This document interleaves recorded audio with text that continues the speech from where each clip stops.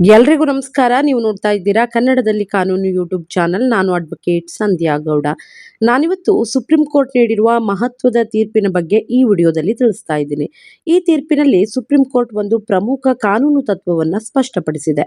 ಕೋರ್ಟ್ಗೆ ಸಲ್ಲಿಸುವ ಅರ್ಜಿಯಲ್ಲಿ ಅಥವಾ ಅಫಿಡವಿಟ್ನಲ್ಲಿ ತಪ್ಪು ಮಾಹಿತಿ ಇದ್ದರೆ ಮಾತ್ರ ಸಾಕೆ ಆ ವ್ಯಕ್ತಿಯ ವಿರುದ್ಧ ಸೆಕ್ಷನ್ 340 ಅಡಿಯಲ್ಲಿ ಕ್ರಿಮಿನಲ್ ಕೇಸನ್ನು ದಾಖಲಿಸಬಹುದೇ? ಈ ಪ್ರಶ್ನೆಗೆ ಸುಪ್ರೀಂ ಕೋರ್ಟ್ ಸ್ಪಷ್ಟ ಉತ್ತರವನ್ನ ನೀಡಿದೆ. ಹಾಗಾದ್ರೆ ಈ ಪ್ರಕರಣದ ಹಿನ್ನೆಲೆ ಏನು ಅಂತ ನೋಡ್ತಾ ಹೋಗೋಣ. ಒಂದು ಸಿವಿಲ್ ಆಸ್ತಿ ವಿವಾದ ನಡೆಯುತ್ತಿತ್ತು. ಟ್ರಯಲ್ ಕೋರ್ಟ್ ತಾತ್ಕಾಲಿಕ ತಡೆಯಾಜ್ಞೆ ಅಂದ್ರೆ ಟೆಂಪ್ರರಿ ಇಂಜಂಕ್ಷನ್ ಆರ್ಡರ್ ಅನ್ನ ನೀಡಿತ್ತು. ನಂತರ ಪ್ರತಿವಾದಿ ಆ ಆದೇಶದ ವಿರುದ್ಧ ಅಪೀಲನ್ನು ಸಲ್ಲಿಸಿದ್ರು. ಅಪೀಲ್ ಹಾಗೂ ಸ್ಟೇ ಅರ್ಜಿಯಲ್ಲಿ ಕೆಲವು ಪದಗಳು ತಪ್ಪಾಗಿ ಟೈಪ್ ಆಗಿದ್ವು. ಉದಾಹರಣೆಗೆ ಡಿಸ್ಪೋಸ್ಡ್ ಆಫ್ ಬರೆಯಬೇಕಾದಲ್ಲಿ ಡಿಸ್ಮಿಸ್ಡ್ ಎಂದು ಟೈಪ್ ಆಗಿತ್ತು. ಹಾಗೆಯೇ ಒಂದು ಕಡೆ ನಾಟ್ ಎಂಬ ಪದವೇ ಬಿಟ್ಟಿತ್ತು. ಈ ತಪ್ಪುಗಳ ಆಧಾರದ ಮೇಲೆ ಎದುರಾಳಿ ಪಕ್ಷವು ಇವರು ಉದ್ದೇಶಪೂರ್ವಕವಾಗಿ ಸುಳ್ಳು ಮಾಹಿತಿಯನ್ನ ನೀಡಿದ್ದಾರೆ, ಕೋರ್ಟ್ ಅನ್ನ ದಾರಿ ತಪ್ಪಿಸಿದ್ದಾರೆ ಅಂತ ಹೇಳಿ CRPC ಸೆಕ್ಷನ್ 340 ಅಡಿಯಲ್ಲಿ ಕ್ರಮವನ್ನ ಕೈಗೊಳ್ಳುವಂತೆ ಅರ್ಜಿಯನ್ನ ಸಲ್ಲಿಸಿದ್ರು. ಕೆಳಗಿನ ಕೋರ್ಟ್ ಕೂಡ ಪ್ರಾಥಮಿಕವಾಗಿ ರಾಂಗ್ ಸ್ಟೇಟ್ಮೆಂಟ್ಸ್ ಅಂತ ಹೇಳಿ IPC ಸೆಕ್ಷನ್ಸ್ 193, 199 ಹಾಗೂ 200 ಅಡಿಯಲ್ಲಿ ದೂರನ್ನ ದಾಖಲಿಸಲು ಆದೇಶವನ್ನ ನೀಡಿತು. ಹೈಕೋರ್ಟ್ ಕೂಡ ಅದನ್ನೇ ಎತ್ತಿ ಹಿಡಿಯಿತು. ನಂತರ ವಿಷಯ ಸುಪ್ರೀಂ ಕೋರ್ಟ್ ಅನ್ನ ತಲುಪಿತು. ಸುಪ್ರೀಂ ಕೋರ್ಟ್ ಮೊದಲು ಒಂದು ಬಹಳ ಮಹತ್ವದ ವ್ಯತ್ಯಾಸವನ್ನ ವಿವರಿಸಿತು. ರಾಂಗ್ ಸ್ಟೇಟ್ಮೆಂಟ್ ಅಂದ್ರೆ ಒಂದು ಮಾಹಿತಿ ತಪ್ಪಾಗಿರಬಹುದು, ಟೈಪಿಂಗ್ ತಪ್ಪಾಗಿರಬಹುದು, ಅಜಾಗರೂಕತೆಯಿಂದ ಆಗಿರಬಹುದು, ಮಾನವೀಯ ತಪ್ಪಾಗಿರಬಹುದು, ಆದರೆ ಅದರಿಂದಲೇ ಅದು ಫಾಲ್ಸ್ ಸ್ಟೇಟ್ಮೆಂಟ್ ಆಗೋದಿಲ್ಲ. ಫಾಲ್ಸ್ ಸ್ಟೇಟ್ಮೆಂಟ್ ಅಂದ್ರೆ ಒಬ್ಬ ವ್ಯಕ್ತಿಗೆ ಮಾಹಿತಿ ಸುಳ್ಳು ಎಂಬುದು ಗೊತ್ತಿದ್ದರೂ ಕೂಡ ಕೋರ್ಟನ್ನು ಮೋಸಗೊಳಿಸುವ ಉದ್ದೇಶದಿಂದ, ಲಾಭ ಪಡೆಯುವ ಉದ್ದೇಶದಿಂದ, ಉದ್ದೇಶಪೂರ್ವಕವಾಗಿ ಸುಳ್ಳು ಮಾಹಿತಿಯನ್ನು ನೀಡಿದರೆ ಅದನ್ನು ಫಾಲ್ಸ್ ಸ್ಟೇಟ್ಮೆಂಟ್ ಅಂತ ಕರೆಯಲಾಗುತ್ತೆ. ಅಂದರೆ ಸುಳ್ಳು ಹೇಳಿಕೆಯ ಹಿಂದೆ ಮೋಸದ ಉದ್ದೇಶ ಇರಬೇಕು. ಆದರೆ ಈ ಪ್ರಕರಣದಲ್ಲಿ ಅರ್ಜಿಯನ್ನು ತಯಾರಿಸಿದ ವಕೀಲರು ನಂತರವೇ ಒಂದು ಅರ್ಜಿಯನ್ನು ಸಲ್ಲಿಸಿ ಇದು ಟೈಪಿಂಗ್ ಮಿಸ್ಟೇಕ್, ಸ್ಟೆನೋಗ್ರಾಫರ್ ತಪ್ಪಾಗಿ ಟೈಪ್ ಮಾಡಿದ್ದಾರೆ, ನಾವು ಗಮನಿಸದೆ ಫೈಲ್ ಆಗಿದೆ ಅಂಥೇಳಿ ಕ್ಷಮೆ ಯಾಚಿಸಿ ತಿದ್ದುಪಡಿಯನ್ನ ಕೋರಿ ಅರ್ಜಿಯನ್ನ ಕೂಡ ಸಲ್ಲಿಸಿದ್ರು. ಅಂದ್ರೆ ಸೆಕ್ಷನ್ 340 ಅರ್ಜಿ ಬರುವ ಮೊದಲೇ ತಪ್ಪುಗಳನ್ನ ಸರಿಪಡಿಸಲು ಪ್ರಯತ್ನ ಮಾಡಲಾಗಿತ್ತು. ಇದನ್ನ ಸುಪ್ರೀಂ ಕೋರ್ಟ್ ಗಮನಿಸಿದೆ. ಈಗ ಸೆಕ್ಷನ್ 340 CRPCಯನ್ನ ಬಳಸಲು ಯಾವ ಷರತ್ತುಗಳಿವೆ? ಸುಪ್ರೀಂ ಕೋರ್ಟ್ ಹೇಳಿದ್ದು ಯಾವುದೇ ತಪ್ಪು ಹೇಳಿಕೆ ಕಂಡ ತಕ್ಷಣ ಸೆಕ್ಷನ್ 340ಯನ್ನ ಬಳಸಬಾರದು. ಕೋರ್ಟ್ ಎರಡೂ ವಿಷಯಗಳಲ್ಲಿ ತೃಪ್ತಿಯನ್ನು ಹೊಂದಿರಬೇಕು. ಆ ಎರಡು ವಿಷಯಗಳು ಯಾವುದು ಅಂದರೆ, ಮೊದಲನೇದಾಗಿ ಪ್ರೈಮಾ ಫೇಸಿಯಾ ಅಂದರೆ ಮೊದಲ ನೋಟಕ್ಕೆ ಉದ್ದೇಶಪೂರ್ವಕವಾಗಿ ಸುಳ್ಳು ಹೇಳಿಕೆಯನ್ನು ನೀಡಲಾಗಿದೆ ಎಂಬ ಆಧಾರ ಇರಬೇಕು. ಎರಡನೇದಾಗಿ ಅಂತಹ ಒಂದು ಕ್ರಮವನ್ನು ಕೈಗೊಳ್ಳುವಂಥದ್ದು ಅಂದರೆ ಇಂಟ್ರೆಸ್ಟ್ ಆಫ್ ಜಸ್ಟಿಸ್ ಅಂದರೆ ನ್ಯಾಯದ ಹಿತಾಸಕ್ತಿಗೆ ಅಗತ್ಯವಾಗಿರಬೇಕು. ಈ ಎರಡೂ ಷರತ್ತುಗಳು ಪೂರೈಸಿದಾಗ ಮಾತ್ರ ಸೆಕ್ಷನ್ 340 ಅಡಿಯಲ್ಲಿ ಕ್ರಮವನ್ನು ಕೈಗೊಳ್ಳೋದಕ್ಕೆ ಸಾಧ್ಯ.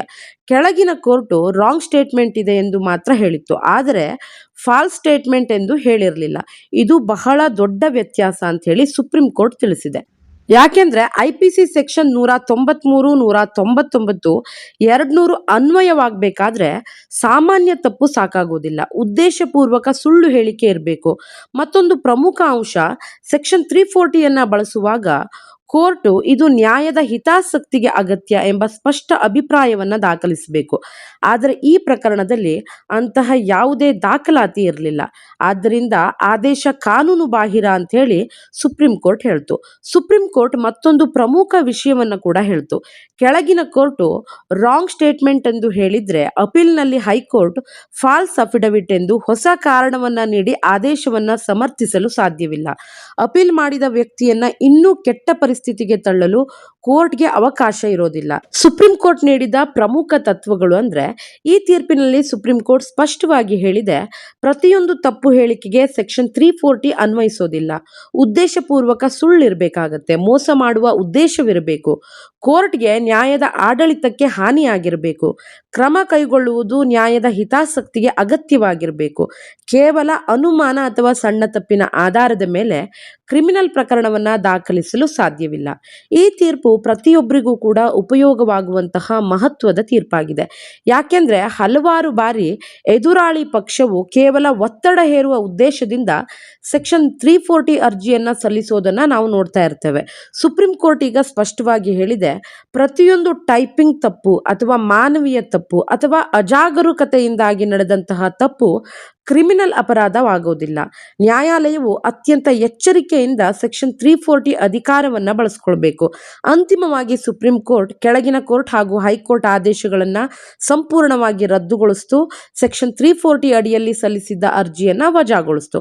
ಹಾಗೆಯೇ ಈ ರೀತಿಯ ಅರ್ಜಿಗಳನ್ನು ಮುಖ್ಯ ಪ್ರಕರಣ ನಡೆಯುತ್ತಿರುವ ಸಮಯದಲ್ಲೇ ಸಾಮಾನ್ಯವಾಗಿ ಪರಿಗಣಿಸಬಾರದು. ಮುಖ್ಯ ಪ್ರಕರಣ ಮುಗಿದ ನಂತರ ಮಾತ್ರ ಅಗತ್ಯವಿದ್ದರೆ ಪರಿಗಣಿಸಬೇಕು ಎಂಬುದನ್ನು ಪುನರುಚ್ಚರಿಸಿತು. ಈ ತೀರ್ಪಿನಿಂದ ಸ್ಪಷ್ಟವಾಗೋದು ಏನೆಂದರೆ, ರಾಂಗ್ ಸ್ಟೇಟ್ಮೆಂಟ್ ಮತ್ತು ಫಾಲ್ಸ್ ಸ್ಟೇಟ್ಮೆಂಟ್ ಎರಡೂ ಕೂಡ ಒಂದೇ ಅಲ್ಲ.